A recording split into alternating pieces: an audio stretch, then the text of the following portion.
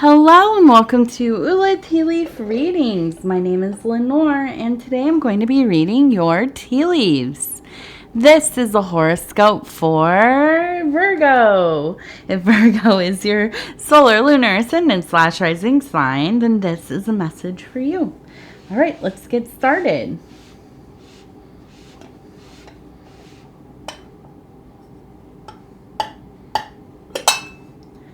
All right, and let's see, what do these tea leaves have to say today? Okay, and I already see we have kind of a large face here. It looks like somebody wearing maybe a scarf of some kind. We have the eyes, we have the mouth, maybe a hand kind of coming up. We also have what looks like a goose right here with the beak, the eye, the body. So I'm seeing kind of an older lady holding a goose right here. Okay. It looks kind of phallic on this side, but I feel like it is a goose here. Okay. And then we also have another face right here. So almost I feel like almost it seems like two older sisters. And I wonder if this is like a grandmother, great-grandmother, auntie, great-auntie, some kind of family, tie. But I feel like maybe they are transitioned. Okay. And with the goose, I wonder if they were not, well, you know, often the goose is related to an abundance. Sometimes almost a sense of opulence, maybe. You know, with the maybe kind of like the golden goose, golden egg. But I do think that this is probably people who were close to the earth, that you know, worked hard.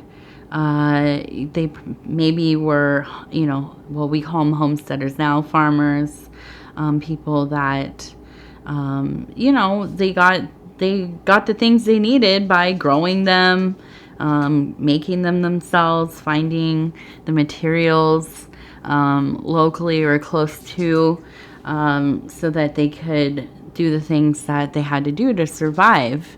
So I think that really, I really get this energy that from a young age, you were around people who just knew how to do things. They were always busy doing projects, working on things with their hands. You come from a very earthy line of people, and a very, very able. Oops. Oh, scooted that over. Sometimes when I'm wearing long dresses, I forget I could just push this over with my dresser. So anyways, I feel like this is very important to who you are. And now I say this too because the card that we have today is the Five of Wands, which is the card of strife, stress, like going through challenges, okay? And as soon as I see this, what it tells me is that you come from people who, even if they didn't have a lot, they still made it work. And even if you haven't had a lot, you figure out how to make it work. You can do almost anything with barely any resources. Is that ideal? You know, of course it's hard, okay? But you know what you're doing. I always say this, my sister is very much the same, and we also happen to be Virgos, is that, you know, we both come from family that, obviously she's my sister, although we have, you know, we're half sisters really. we come from families who, at least that our close relation, did not have a lot, right? I have been poor most of my life. Even as an adult, I've always been a waitress and things like this. So I made enough, but, not a lot. And I've always had to just figure out how to do things. I just have, and I'm not ashamed that I'm a frugal person. I'm a pretty plain person. I don't have anything fancy, or, we just we do what we do. And I would say I'm a very humble person. Same with my husband, which is, I think why we get along so well, is that we just like things pretty simple. Okay, we don't have a lot of indulgences. And my big indulgence anyways is cooking from scratch.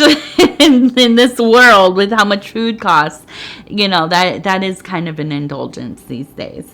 But then we grow food. We grow vegetables and herbs and things like this, and so anyways, I feel like this is very much a Virgo trait. Maybe not through and through, but I do think that this is something that a lot of us share. And as I was saying, I don't fear having very little like a lot of people do, because I've been living that way for so long, and I know how to try to eke out an existence. Okay, very and I feel like any Virgo I've ever met is on this on some level. Even if they have some money, they're very skilled in a lot of ways, because we like to do things for ourselves. Okay?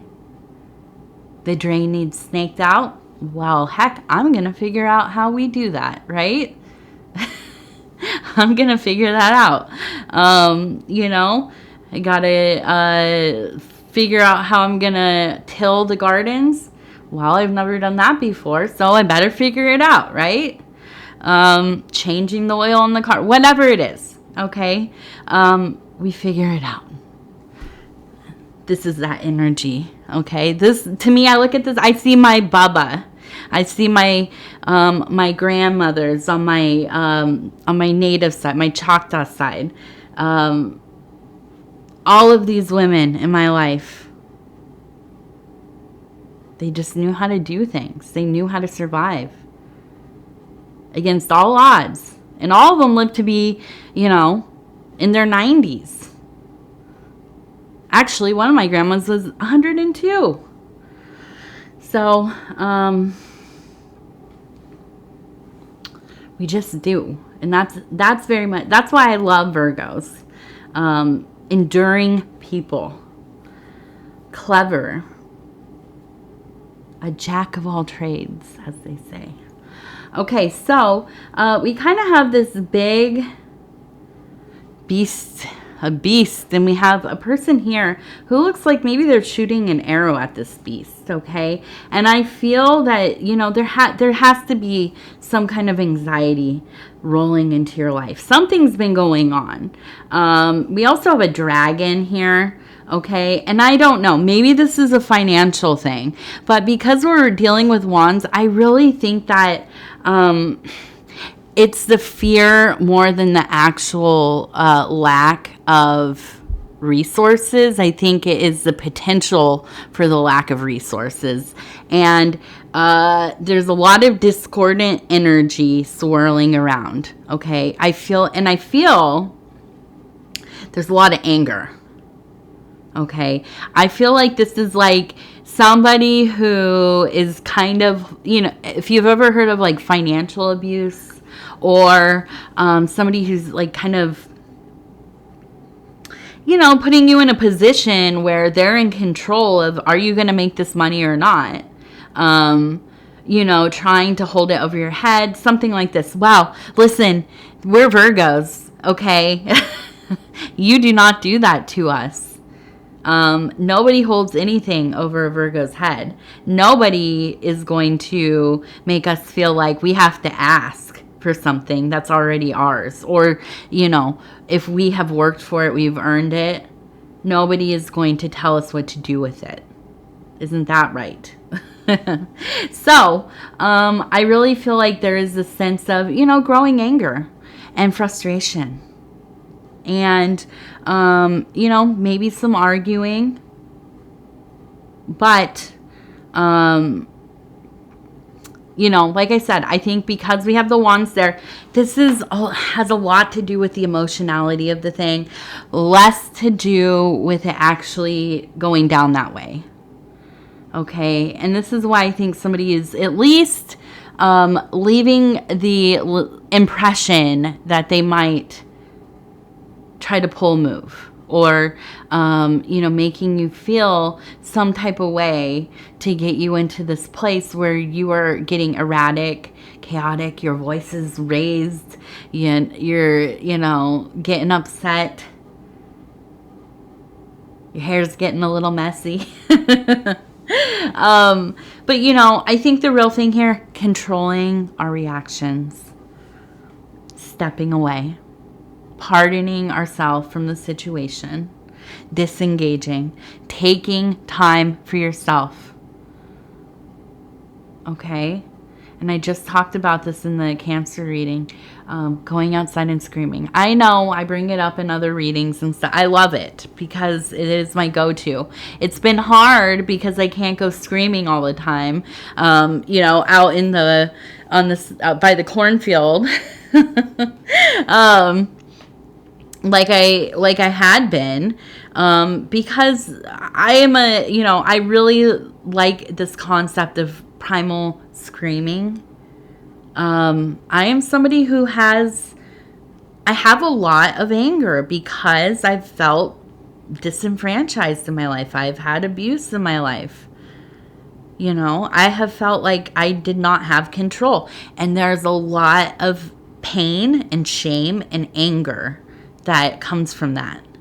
And so, part of learning how to deal with those feelings in a way that is not harmful to others, or in a way that is not harmful to myself as well, going out and screaming. And it really does work. Crying too, I love a good cry. I'm a crier. Yesterday, what was I crying about? I don't even remember. It was something ridiculous. It was so ridiculous. It was like a commercial type of thing. I don't know. It was something. It wasn't even something that was really emotional. But I started to get teary-eyed, of course. And so anyways, I cannot do the primal screaming as much because of doing readings, and also I have a daughter, so I'm talking to her all the time, and my voice, it just gets stripped down. So, but these are things, chopping some wood, doing some demo, throwing,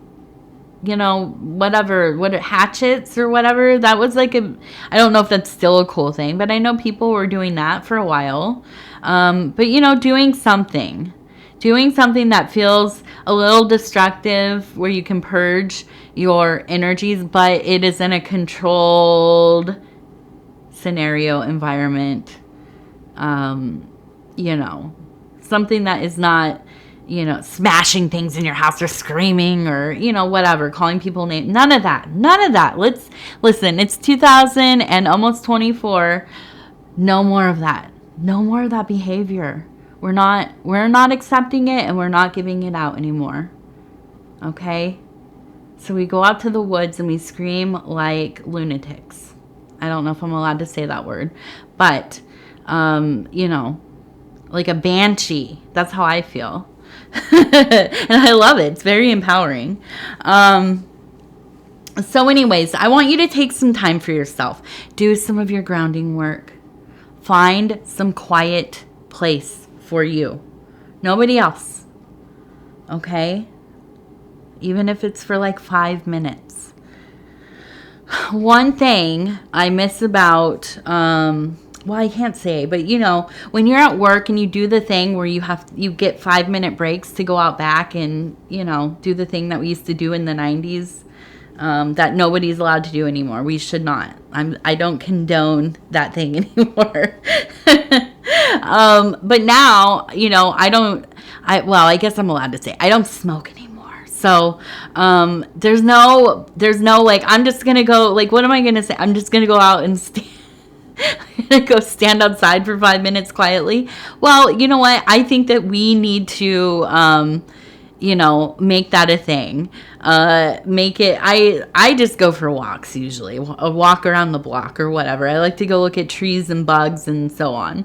But, you know, we need to make it a thing that people who are non-smokers, non-vapors, we need to have our little breaks from the thing and to step aside. Okay, so find something, find a moment for yourself, even if it is that little break. Okay, go outside, get some air, move your body around a little bit, look for something cool, go find a neat stick or whatever, something special, you know, and just release some of those energies. Okay, this is a magical time, and a lot of people seem very upset, and I get it. The world is scary, and it's full of perceived monsters. It really is. And I look at these bowls. The last bowl too I had, it just seems like discord. You know, we have a person. It looks like they're kind of running this way. This one with his arms up. Just, I see this feeling of that thing, you know, like in horror movies, like just coming for the unseen thing. There's the anxiety, you know, of what could happen, what is going on. I feel like we're getting into that, we're getting back to that fever pitch once again. And you know, the only way that we're going to get through it is by, first of all, supporting ourselves and doing the things we need to do to take care of our mental health, our spiritual well-being, you know, these kinds of grounding, mindfulness, breathing, all of this stuff is so important. Because the living in this feeling is so distractive from the core work. And it's distractive from, you know, just the regular work that we're doing. If we're so focused on the problems and not looking for solutions in our own direct life, we just add to that collective chaotic misery. Okay? So, you know, and I struggle with this every single day. I do. Okay? I am not nice a good amount of the time. And I know that about myself, and I work very hard to not, it's not about being a nicer person, a more kind, thoughtful, you know, somebody who is not putting toxicity into the pool, right? That's the best I can do, is to keep working on that. And it is my job in life. And that's why I do a lot of these readings. And I know people watch them and they, sometimes they get the comments, well, where's the actual fortune? Well, guess what? The fortune is that we get to talk about evolving as beings, about problems that people really have, deeper things that are going on, the deeper mechanisms that are happening beneath the surface that then manifest in our life as, you know, other problems, health issues, you know, money problems, relationship problems, being unfulfilled, existentially just adrift, loneliness, You know, I don't have the answers, but I like to do these readings because we talk about some of this stuff. And in the comments, we talk about this stuff, you know, and I know. I wish I could just get on here and be like, oh, you know, the person from work really likes you, and if you call them by 2 o'clock on the 3rd day of the month, you know, you're going to win the lottery. I wish I could. I wish that's how my, you know, stuff went. And there's nothing wrong with people who read kind of about those things. But that's not what it is. And I know it's not like, I'm not a commercial, I'm not a commercial reader, you know, I'm just doing this. A lot of it is for myself. But a lot of it is for you as well. And I get to connect with you. And our energies cross. And it is one of the great blessings of my life to be able to have the space to do that. I've already met some of you. You know, met, you know. And gotten to know you. Even just through the comments. And it has... You know, I've thought about things I've never thought about before by the things that you talk about. I feel your energies. I, you know, have dreams about some of you. It's, you know, it's an amazing thing. And I appreciate you all so much. But, you know, we have these moments, we do, where things just feel... We're looking at the shadows, right? And they feel way scarier, way more upsetting than they need to be. Okay?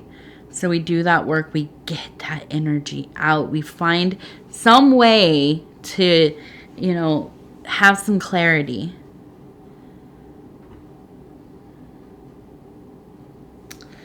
All right, let's see. And I see right here we have kind of, it reminds me of the, either the, the rewind and forward button, back and forth. So I feel like there is this sense of wanting to just either go back and do it again or fast forward through the stuff. And really the universe is telling you, hey kid, you gotta be present. You have to experience this thing. Okay, now we have these two, which are mirroring each other upside down, okay? And they are those illuminated candles. And so there is a duality there, a mirrored duality. And, you know, I think that as you step further away from the intense emotion of the thing, okay, letting that anger, you know, go, that fear go, you will see that everything is in its right place. Okay. It is a matter of who is talking in our ear. Where are we getting information about the world? How is our kind of, you know, our experience of life, our worldview, how is that formed? And that's a big deal, right? And I know this just from, I know when I'm watching certain things, listening to certain things, it changes how I feel about things. A big one is the true crime. I love the true crime stuff. It is horrifying. It makes me paranoid. You know, and I'm just like a lot of people. I am very attracted to feeling bad for some reason because it's what I know. And so I watch this true crime stuff. I try to, you know, I get out of it and then I, you know, start to feel differently about people in the world. And then I go back to it. And I get stuck in it for a while and I start to get really, you know, like sketched out about people. Then I realize like this, it changes how I experience things. It really does. Okay, so we have to be choosy about what we spend our time with, who we spend our time with, what we let into our heart, our mind, our soul. Okay. All right, now I'm just going to stop where this feels right. And these are the Earthbound Oracle cards. And this one, I just had this one from the last reading, travel. Okay, so I really do. I think that there's a progression forward. There is that sense of metamorphosis through this. There's a tempering in these moments. Learning to let go of these feelings, put them into something useful instead of, ripping the head off of the people around you, screaming at people, losing your temper, being annoyed, huffy, puffy. This is me. I'm talking to myself right now. Learning how to do something else with that stuff is a huge achievement. Okay, and that is self-evolution. So let's work on this cycle, okay? All right, I want to say thank you so much for spending this time with me. It is always such an honor to be able to bring these messages to you. If you would be so kind as to like the video, it helps us get into the algorithm. And as we know, the algorithm decides everything about everything. And so we like to give it what it wants. And these are things like liking the video, watching the readings from the beginning to the end, sharing the videos on other social media platforms. If you have not subscribed yet, please think about doing that. You can hit the little bell. It'll let you know when the next videos are coming out. And if you want to leave a comment, please do. I read all of them. Okay. And I love you all. I really do. I have such a love for each and every one of you. It is, it is like the biggest gift that I get to connect with you.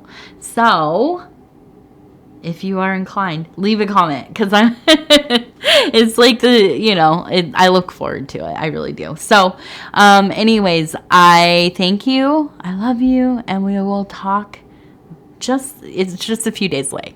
All right. Bye.